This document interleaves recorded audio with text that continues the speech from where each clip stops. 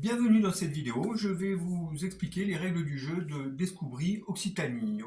Donc c'est un jeu entièrement bilingue, donc il n'est pas obligé de parler occitan pour pouvoir jouer, tout est expliqué aussi en français. C'est un jeu de plateau qui se joue de 2 à 4 joueurs. Sur la version expliquée dans cette vidéo, c'est à partir de l'âge de 10 ans, mais il y a d'autres versions qui peuvent être adaptées et à partir de l'âge de 7 ans. Euh, les joueurs donc se placent sur un point de départ. Il faudra suivre un itinéraire qui va évoluer. Leur case de départ est indiquée sur une carte mission et les différentes destinations. Ici, les cartes des destinations à suivre. Pour commencer, donc le premier joueur va lancer des jetons au nombre de 4. Ici, il a fait 2. Il peut ainsi se déplacer en direction de la prochaine destination de 2 routes pour aller de lieu en lieu, principalement des villages. Au deuxième joueur de jouer, là, on va dire qu'il a fait une croix rouge. Donc, quand un joueur fait une croix rouge sur un lancer de 4 jetons, il a le droit de jouer un 5e jeton. Voilà, donc 3, 1, 2, 3. Au joueur suivant de jeter les jetons. Ici, par exemple, alors en jetant 4 jetons. Ici, 0 croix, donc le joueur va directement en prison. Voilà, sauf s'il avait une carte bonus. À savoir, quand un joueur fait, lors d'un lancer, 4 croix, ou avec le 5e jeton, qu'il y a 4 croix sur le plateau. À ce moment-là, le premier joueur qui dit Crous, ce qui veut dire croix en occitan, remporte une carte bonus. On va dire que c'est ce jour-là. Ici, vous êtes libéré de prison. Alors cette carte, toutes les cartes bonus peuvent être jouées à n'importe quel moment de la partie. Il suffit de bien observer et de choisir le bon moment. Voilà, donc pour dire Crous en premier aussi, il faut être très réactif. Ces cartes permettent beaucoup d'interaction entre les joueurs. Lorsqu'un joueur donc arrive sur sa destination, on va dire que je vais arriver à ma destination, voilà, 2, hop, hop, hop, Gap, alors moi j'étais là, et j'arrive à Gap. On met une marque, le joueur met une marque jaune, alors ce sont des marques qui peuvent se retourner. Ici, marque jaune pour dire qu'il est arrivé. Et lorsqu'un joueur passe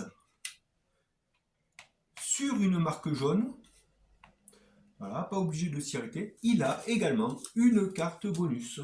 Voilà. Quand il passe sur une marque jaune, la marque jaune se retourne en marque rouge et le joueur qui arrive directement, mais alors juste exactement sur la marque rouge, a le droit de choisir sa destination, effectivement, pour l'aider à terminer sa mission. Et la marque rouge est retirée immédiatement du plateau. À savoir, un joueur qui est en prison quand c'est à son tour est en prison pour 2 tours et il doit jouer le dé pour faire un 6, ce qui lui permettra de sortir de prison. Bien évidemment, la carte sortie de prison peut lui servir immédiatement ou quand il la reçoit en cours de jeu. Et une carte ajouter 2 points à son score de jetons lui permet de ne pas aller en prison. Une fois que les joueurs ont rempli, sont allés sur les 2 premières destinations, ils tirent une carte montagne et une carte collectage qui correspond à un lieu en périphérie. À ce moment-là, en fonction du nombre de bonus, en fonction de sa position, il va créer un nouvel itinéraire afin de retourner le premier à l'endroit de départ. À savoir, il y a aussi une barre d'énergie à remplir. Donc, avec 3 croix, le joueur peut, avec 3 croix au score, peut mettre une croix. Avec 4, il a le droit aussi d'ajouter une croix. Si il joue un 5e jeton et qu'il a 5 croix à son score, il a le droit d'ajouter 2 croix.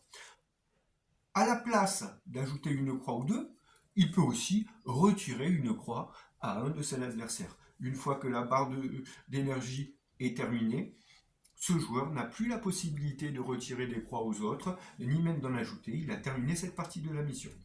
Il y a aussi des questions.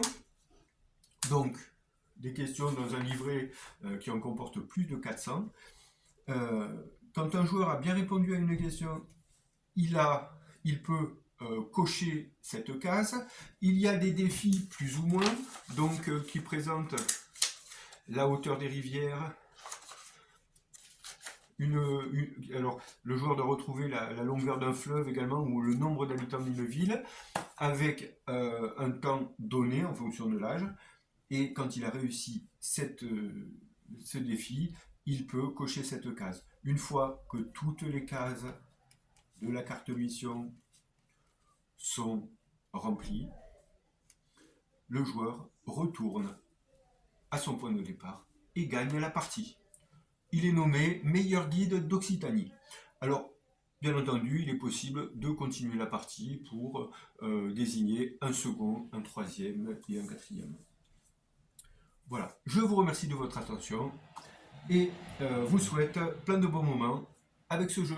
Merci beaucoup.